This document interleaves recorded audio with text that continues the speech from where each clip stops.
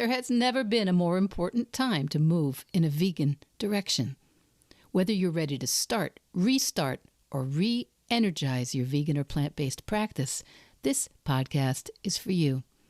I'm Michelle Olander, life coach, vegan, ADHD matriarch, travel lover, and smoothie loather. And I know that it's the details that get in the way of your vegan journey. But I like to believe that the obstacle is always the way. So every week we meet here where I translate the tools of life coaching and Stoic philosophy. I bring you actionable tips, some laughs, interesting guests, and vegan ideas for everyone at any age. All to help you veg your best. Episode 204, Make August Count and Count Your Blessings.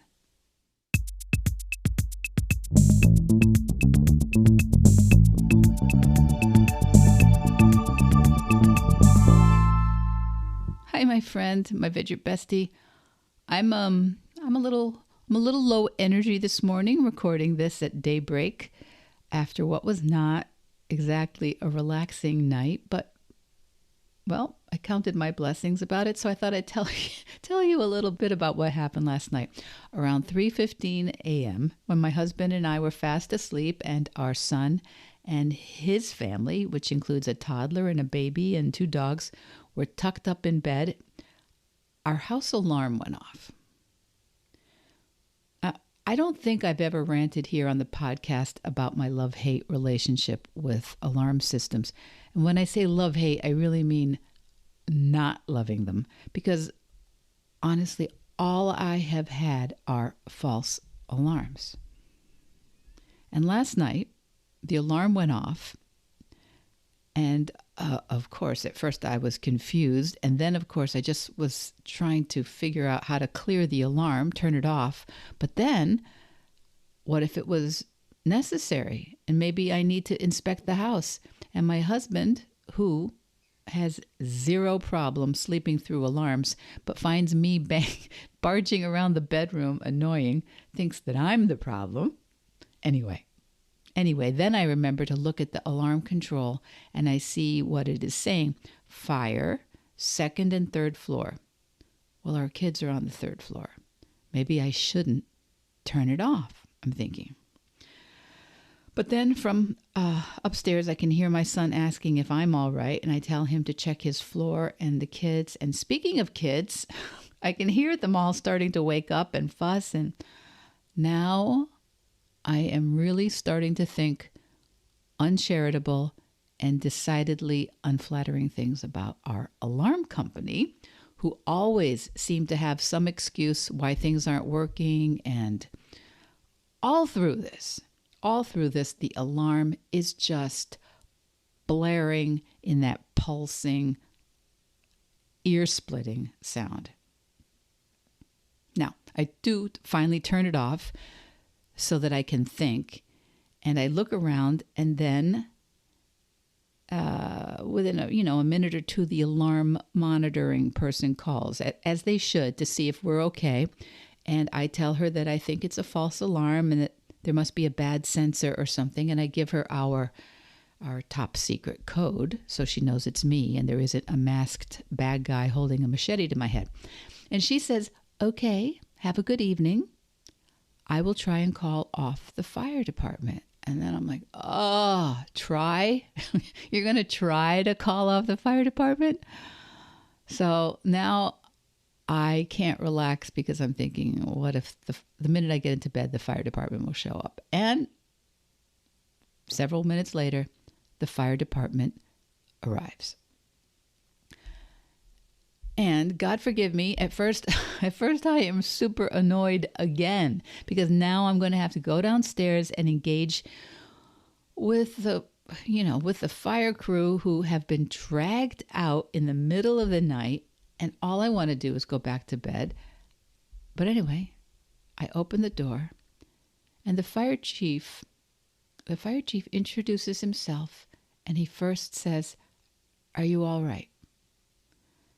So, of course, I tell him I think it was a false alarm and I apologize. And he completely completely calmly, with not even a shred of annoyance in his face, asks if he can hang out for a minute, see if it goes back on, asks me a couple of questions about what sensor I thought it could be, whether it was the CO2 or the smoke detector. He asks me some questions about our alarm panel, what it said. Then he takes a couple of minutes to show me the sensor by the door and what to look for. Where the sensor is green, the sensor that might be bad will have gone to a little red light. And all the time, very calm, very nice. So then the chief looks around, asks me if I feel safe, and he offers to go through the house if I want to, but he understands there are sleeping kids and family. And I said, no, I think we looked around. I'm really sorry. I really think the issue is a bad sensor. And unfortunately, this has happened before, but usually we're able to cancel the alarm before you are all disturbed. And in the middle of the night, the fire chief says to me, no, it's no problem. If you're worried about anything, just call. Otherwise, call your alarm company in the morning and have them check the sensors. So I couldn't believe how I was feeling so apologetic, and I couldn't believe how grateful I was for his demeanor. I thanked him, I closed the door, and honestly, even talking about it right now, I wanted to actually weep with gratitude.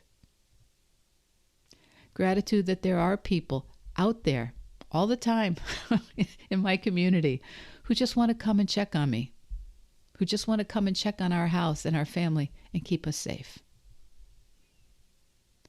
All the time while I was storming around at 3:15 a.m. being annoyed, the firefighters just got up, got in the truck, and came to my house to see if we were okay. And then they stood there in the dark and helped me decide what to do. And if I had been scared or alone or sick or overwhelmed, they would have come in to check the house for me. And you know, that is as good an illustration of the power of our thoughts as I can offer you today. You know, sometimes I hear people poo-poo and dismiss the whole idea of staying intentional about our thoughts and creating a kind of mental hygiene of cleaning up our thoughts regularly, daily, even multiple times per day, to notice where our thoughts are spinning in an unhelpful or a way that's causing us unnecessary negativity. But when the alarm went off, I had thoughts that were focused and scared because my thought was, there are babies in this house. I don't know what's happening to make this alarm go off. Now, a few minutes later, my thought was, I hate my alarm company and the cheap sensors that go bad all the time and cause all this disruption, and the kids are never going to get back to sleep now, and my poor daughter-in-law and son are going to have a horrible day tomorrow, and they're heading back to Florida in a few days, and this is going to ruin the weekend. How's that for a thought? And then, a few minutes later, after that thought was, the fire truck's here. I'm an idiot for making these guys come out here in the middle of the night. What if I had just shut that alarm off faster? They're going to be so annoyed with me. And then, after letting them in, and thanks to experiencing the calm and kindness and concern of the chief, my thought was, this is so beautiful. I have a home, I have a family, and we're able to have a system that's there to protect us, even if it isn't perfect. And there's a whole team of firefighters and police who are there, and all they want is to be there for us, even in the middle of the night when there's a mistake. Our thoughts are so powerful. Your thoughts are so powerful. Your thoughts change your experience of the world. And when your thoughts change, your experience in the world changes. And it's why I think we have such an obligation to our fellow humans, and certainly the young people we are raising, or even just the young people who see us day to day. It's our obligation to offer each other powerful, positive, respectful thoughts. Because we all find ourselves now and again running around with our hair metaphorically on fire in this world. We all find ourselves spinning when things go wrong, or we're scared, or something unexpected happens and we just don't know what to do. We are all dealing with things. We're dealing with things all the time. And what if in the middle of it, once in a while, someone walked up to you when you were in a full-on state and asked, like the fire chief last night asked me, "Hi, we're here now. Are you okay? Can I help?" Well, don't worry, this happens. Here's my advice. Call me if you need us. What if instead of spurring each other on or arguing with each other or diminishing what someone's going through, we just showed up for one another? You know, I grew up with the phrase, though, count your blessings. And it is, I think, brilliant advice, necessary advice. And it often seems to get thrown at us by well-meaning people when we are in the middle of a rant or a meltdown or a cleanup in aisle 5. The fire chief who arrived last night didn't come and lecture me or tell me how lucky I am. He came to calmly, professionally look me in the eye, see if I was okay, offer his help and support, and told me to check back in if I was worried. Now that kind of holding space allowed me to feel, as I closed the door and watched him go back to his truck at 3:20 in the morning, it allowed me to feel an absolute wave of gratitude and appreciation. And at the same time,